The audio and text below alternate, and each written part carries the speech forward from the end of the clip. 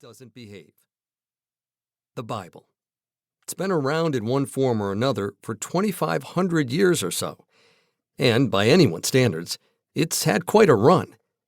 From its murky beginnings as ancient stories and poems written by obscure peoples living along the eastern Mediterranean coast in a plot of land the size of New Jersey, it became a worldwide sacred and revered text.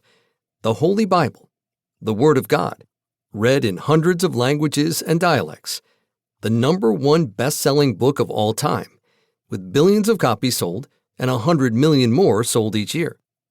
The Bible isn't going anywhere. Christians have been reading it ever since there have been Christians. It remains the main way for Christians today to learn about God, the go-to sourcebook for spiritual comfort, guidance, and insight. Count me among them. I am a Christian, and the Bible has shaped and continues to shape my life and my faith. I love the Bible because I meet God in its pages. I teach the Bible because I want to help others meet God too. So, what's the problem? Many Christians have been taught that the Bible is truth downloaded from heaven, God's rulebook, a heavenly instructional manual. Follow the directions, and out pops a true believer. Deviate from the script, and God will come crashing down on you with full force.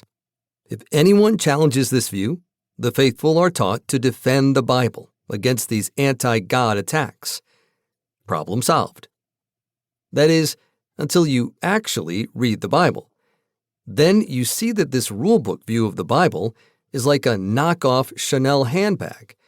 Fine, as long as it's kept at a distance, away from curious and probing eyes. What I discovered, and what I want to pass along to you in this book, is that this view of the Bible does not come from the Bible, but from an anxiety over protecting the Bible and so regulating the faith of those who read it. Why do I say this? The Bible tells me so. I will tell you my story soon, but in sum, I would say this. When you read the Bible on its own terms, you discover that it doesn't behave itself like a holy rulebook should. It is definitely inspiring and uplifting. It wouldn't have the shelf life it does otherwise. But just as often, it's a challenging book that leaves you with more questions than answers. For one thing, you don't have to go beyond the first 2 books of the Bible, Genesis and Exodus, to find stories that are hard to take at face value and read more like scripts for a fairy tale.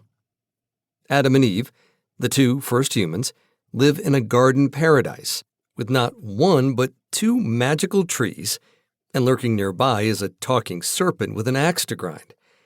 God shows up on a semi-regular basis and chats with humans, as if, what could be more normal? A sea parts down the middle so Israelite slaves can escape Egypt on dry land. Fire comes out of the sky. God slays sea monsters. Christians know deep down that these stories, as part of the Holy Bible, need to be taken seriously. But still, if we read these sorts of episodes outside of the Bible from another ancient culture, we wouldn't blink an eye. We'd know right away we were dealing with the kinds of stories people wrote long ago and far away. Not things that happened, and certainly nothing to invest too much of ourselves in.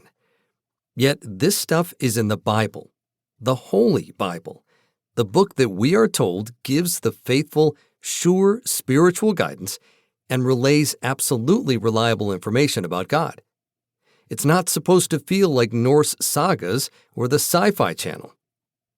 So, what are we supposed to do with a Bible like this?